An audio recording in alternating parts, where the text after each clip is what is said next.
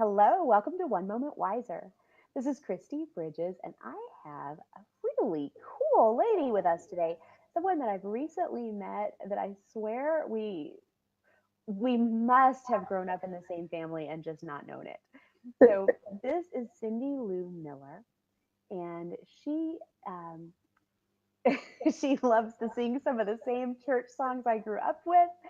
She has a heart for God and for people. She enjoys having a lot of fun. And she moved across the world for love. How beautiful is this? Okay, so we're going to talk to her. First, I am going to give her a chance to share this interview on her page so that her people can watch it. I'm working on that. Ooh. I am really glad you guys are here today. Let's see here.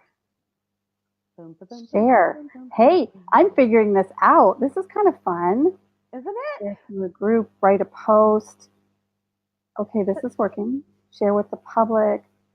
I guess it's going on my personal page. That's all right. That'll be fun. Exactly. Hey, All catch right. me live. So Cindy and Lou and I met in actually a collaboration challenge. Did we meet in the podcast class? Yes. Yes. Okay, so a couple of weeks ago, we launched, actually, gosh, I guess it's been a month now. I know. We launched podcasts through a course that Young Pratt at Our Young Creators did. It was podcast in a weekend. And if you want to launch a podcast, I will give a free commercial right now for Our Young Creators. Young Pratt makes things so super simple and it doesn't take a lot of extra time. I was thinking, oh, how am I going to juggle one more thing? And truthfully, it's the most fun I've had in I can't tell you how long. And it doesn't take really any extra time, but what, maybe 45 minutes and that's it. So Yeah. and I use so Young Pratt taught us to use things we're already doing to get the podcast on every possible all the popular podcast sources, and also on Facebook and other social media. So tell your friends. But City Lou, I'm so glad we met because through that we've actually started chatting and now talking. We sleep at totally different times because City Lou is in the southern hemisphere across the world. And so we've somehow managed to find a time where we're both awake today. And I'm really grateful for that. Thank you, City Lou, for being with us. Well, you're awake today and I'm awake tomorrow. So, or I'm awake today and you're awake yesterday. One of those ones. So I need to stop living in the past, really. I'm living in the future all the time now. My go getter friend. All right. Well, City Lou, you don't sound like you're from New Zealand. No, no, I married a Kiwi. I married into New Zealand. So there are a few phrases now that I say with a New Zealand accent, or I don't know if it's an accent or if it's just how they would say it. So in Mm-hmm. America, it's a garage. Here, it's a garage. Ah, Things like that. So, and I have a boot, which has nothing to do with anything that goes on my feet. It's what's in the back of the car and often called a trunk in America. So it's been fun these 6 years learning the difference between this and that. so if I've got junk in my trunk, you've got scoot in your boot. Yeah, there you go. Exactly. And you also use lippy. What's lippy? Lippy is lipstick. It's, Love it. Now, you started out over here in Vermont, did you say? yes, I met my husband in Vermont, and my husband was a born Kiwi. However, he was in Vermont for 29 and a half years total, including the year or a couple of years that we were together. So he arrived in America in 1984 to marry a woman, not this one. So I and he are we're both in our second marriages, and we both found that love actually, and that you could be happy and married, and they could go together. I don't think either of us before we met one another thought that that was actually a possibility. So it's And been brilliant. I want to share something there because that actually makes a lot of sense to me. I'm in my second marriage. My husband is in his third marriage. And I believe marriage should last forever. But I also have seen a trend, a tendency. When we first get married the first time, a lot of times people try to control each other or they cling to each other. When Eve, Adam and Eve sinned and God told them what their future was going to look like, one thing that he said was, Eve, you're going to cling to your husband. And I honestly think that we carry that way too far. When in my first marriage, I tried to be my husband's second skin. I gave up my individuality to try to be whatever he needed me to be. And that was unattractive to him and also made me insecure and controlling. And I don't know if you went through that, but I know that actually it took me a little ways into my second marriage to quit being that way, to figure out that this was not the way I was meant to be. And it wasn't a way to make a permanent marriage, even though I thought I knew everything that would make a marriage last forever. Have you Yeah, experienced anything like that? I have actually. And Be Bold Jew, where we help people take their life's twists and turns and turn them into something beautiful, is exactly that. It is helping people to discover who they are when they come to that place in their life where they've laid their life down for their husband or their children or for some other reason, to the point that they have let go completely of who they are, their own dreams, their own desires, their own inspirations, and what they want to do, what they love in life. And some people don't even know anymore what they love. Mm-hmm. They have no idea who they are. They're completely lost. And I think everybody comes to that point in their life at some point. Not maybe not everybody, but a lot of women, especially, I Yes. think, that are ending marriages or their children are all moving out of the house and they're having some major identity crisis as to who am I. So I help take them through different assessments so they can learn who they are, because that's how I found out who I was. I took assessment after assessment after assessment. So if you don't like taking tests, Be Bold You is probably not for you. Just listen to the inspirational podcast where I'm talking to people who have already figured out who they are and what they want to do in life. And that's the whole purpose of the Be Bold You podcast. At this point, it's been interview series, interviewing people who are boldly living the person that they love being. Yes. And be bold, you. I'm going to actually share that right here so that everybody can see it. But that is actually the BE and then BOLDYOU. I love that you do that because for me, I actually had to spend hours journaling. And I worked the night shift. And of course, all I could think about was that my life was falling apart. And so, there was time to journal. But a lot of my journaling, after you cry and whine for a while and pray that God will change everything, um, you start to recognize that maybe the change needs to start right here. And so I journaled a lot of lists. What do I like? What do I think I like because he liked it? And what do I really like? I learned that I love the blues.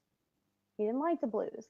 It was old. He wanted everything new. I love the blues. I like Good. music too. I like pretty much everything old. It's fun.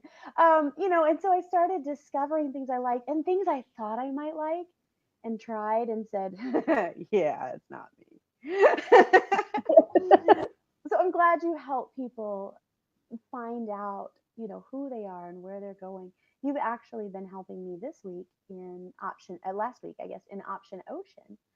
A lot of you know that I invited some people who had lives that were authentic and God led and who had experiences that I felt might help people to come together and write the devotional book Option Ocean.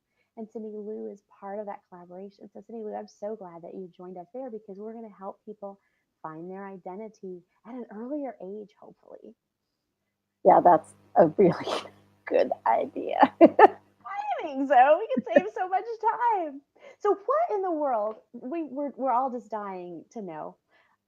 What brought you from Vermont all the way to New Zealand? You fell in love with this man, and then, well, he'd been in Vermont for 29 years. Why didn't he just love Vermont enough to shovel snow? I'm sorry, Yeah, because hello. it's so lovely. Um, I'm from Florida. What took you, and how did you know that it was right, that this is where God was leading you all the way across the world? And how did you come to grips with the fact that you were, we all say we're going to stay in touch, but you really do lose track of a lot of people, especially when you're living in such a different time zone. How did you come to that decision, and what did it feel like?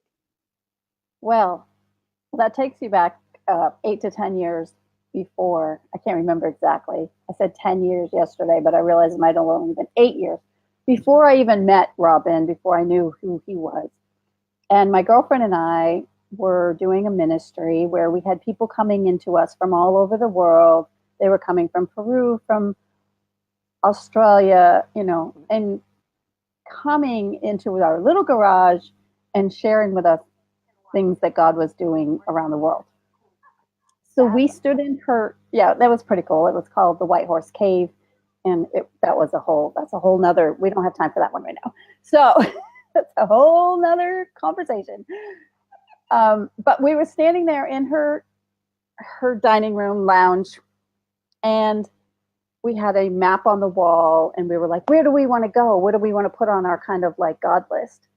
And so we started naming different countries because Peru had come to us. So we are like, oh yeah, we want to go to Peru. And she wanted to go to India. I want to go to Africa.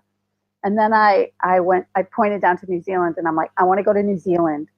I said, but I know that I can't go until I'm ready to stay because I'm going to want to stay for a while.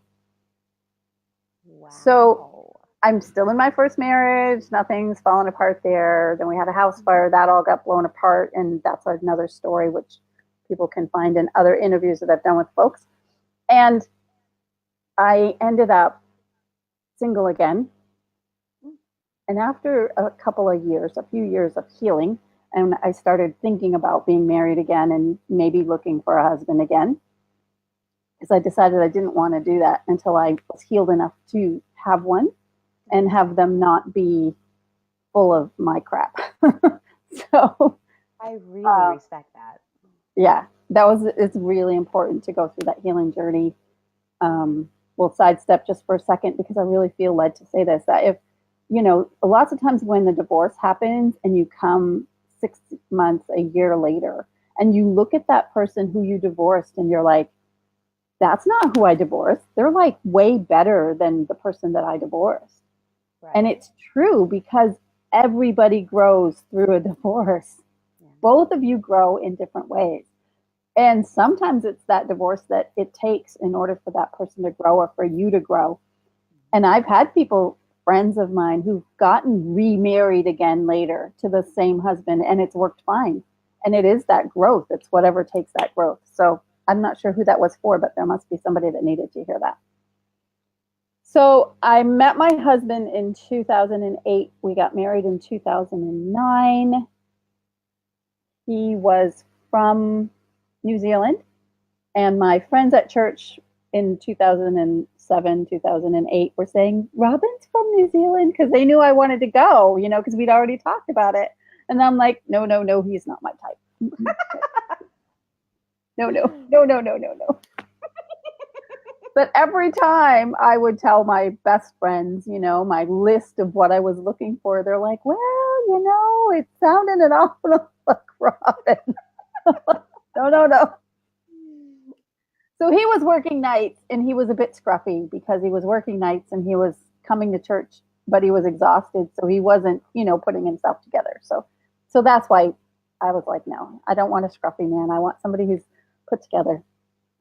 He Okay. is the most wonderful, amazing, scruffy man I will ever, ever, ever have the honor and privilege of being married to. Oh, that makes my day. So within a month of talking to him, I already knew, okay, I'm going to marry this guy. So it took me another 11 months to kind of get him on board, but well, not quite 11 months, but 6 or 7. So you had to actually, talk to him and not just look at him to tell. I Had think to that's talk to him. wonderful. And you've been Yeah. together how long? We got married in 2009, so it Yeah. has been 9 years. I'm so Yeah. glad. And are you happy that you went to New Zealand? Oh my gosh. I found home. I did find home when I arrived here. I have no desire to move back to the US. I love my children. I love you all. Mwah, mwah, mwah. I miss you, children. Aw. But I don't miss you enough to move back. We have eternity, right? The reality is I don't miss you enough to move back. I'm sorry. Well, you were Um, actually back in time to spend time with his mother while she was living. And I know we yeah, moved to Tulsa for the same reason to spend time with my dad and grandparents while they were living. And you can't replace that time. That is a well worth, I mean, God just blesses that. So I think I hate to say this, we need to do this more. But at the moment, we're at the end of our time. And so, real quick, if you had a tip for someone who's wondering if this is the right decision or who's planning to do a big, expatriate kind of move, what would you advise them? sell everything. Ah, don't try to drag it with you. Don't try to drive. We did take 200 cubic feet. So we got one small little pod. So take your favorite things, take the things that actually research the country and find out what things are actually expensive there. Mm, So a lot of places like New Zealand had a trade me. I wish I'd kind of done that a little bit more because we probably would have brought Robin's carpentry tools. So I didn't realize how expensive they were here. So I would definitely do that. Explore the country and find out what are the items that actually cost a lot more there. and get rid of everything else. Yeah, pretty Makes much. sense. Pretty You much. I know, mean, this has been so too short. We will need to get together again. I'm so glad you're in my life, Cindy Lou. yeah. God bless you in your Be Bold You business and in your, the time that you have with the people who matter to you over there. And God bless your kids who are still here and haven't discovered how great it is. I am so grateful to all of you for watching and if you're listening to the podcast for tuning in. If you haven't been to the podcast yet, go to my podcast at One Moment Wiser and subscribe, and you'll get these updates. But also check out Cindy Lou's podcast. Cindy Lou, what is the podcast that you have? So it's Be Bold You podcast. Okay, Be That's what it's called. Bold You, YOU podcast, and it is on all the great podcast distributors, right? It is. And I'm getting ready to actually launch a second podcast That's pretty called cool. Promise Sounds, which I knew you were wanting me at some point to sing, possibly. So they'll have to tune into that. I guess so. We'll check it out.